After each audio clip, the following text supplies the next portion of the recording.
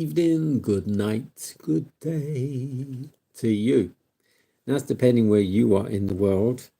I'm here live in London. It is my nighttime devotion. It's time for the nighttime devotion from the devotional Conflict and Courage.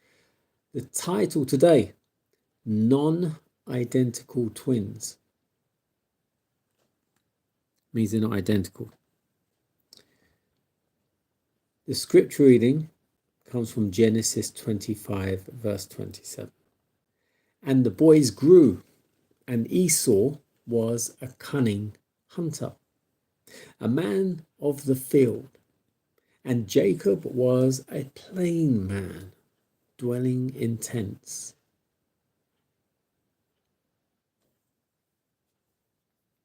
Jacob and Esau, the twin sons of Isaac, present a striking contrast both in character and in life.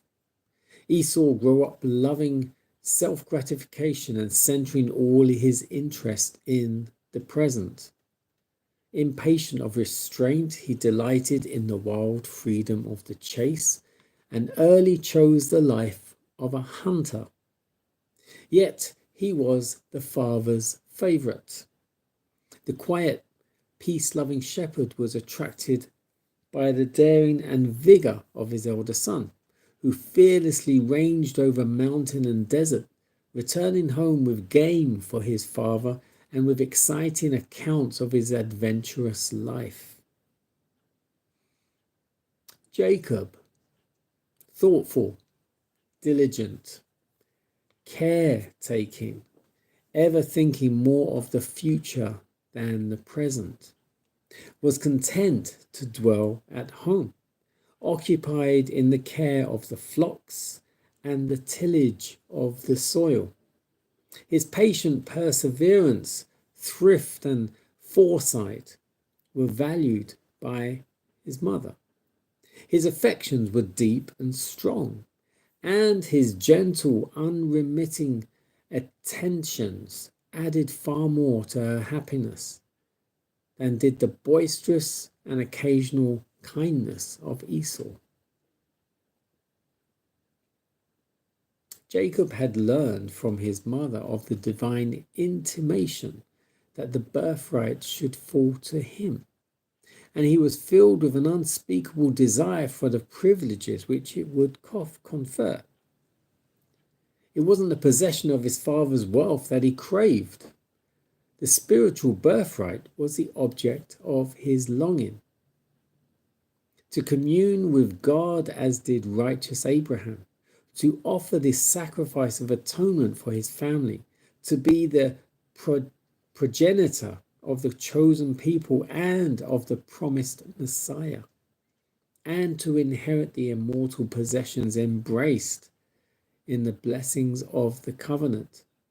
Here were the privileges and honors that kindled his most ardent desires. But while he thus esteemed eternal above temporal blessings, Jacob had not an experimental knowledge of the God whom he revered. His heart had not been renewed by divine grace. He believed that the promise concerning himself could not be fulfilled as long as Esau retained the rights of the firstborn, and he constantly studied to devise some way whereby he might secure the blessing which his brother held so lightly, but which was so precious to himself.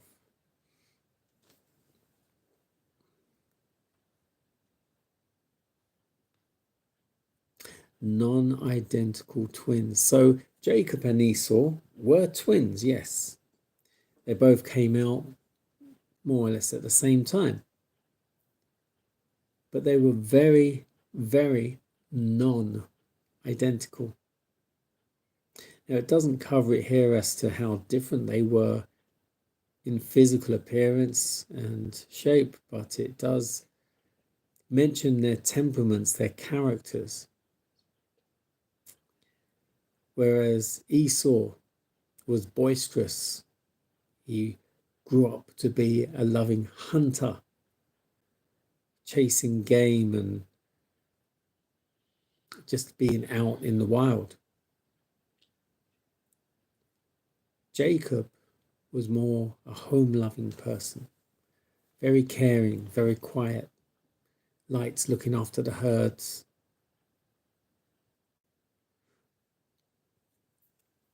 And it said while Esau just loved being in the here and now, enjoying the here and now, chasing excitement and adventure.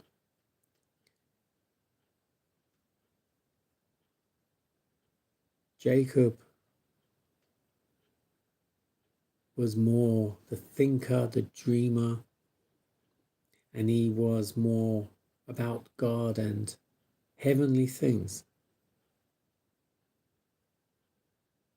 And although, as it said, he wasn't converted, we couldn't compare him to Abraham.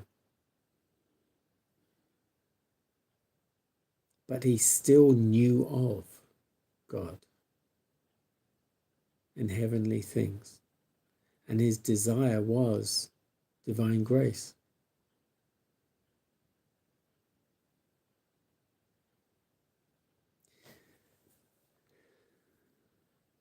So one could say he knew by what he was told about God, about heaven, about what to look forward to.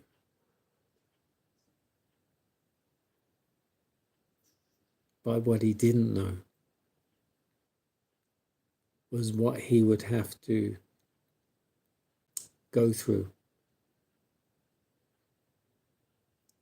to get there.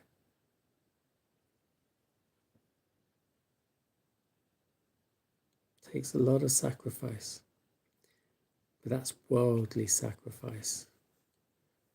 If we're going to stay close or draw close to God, we need to also die to self.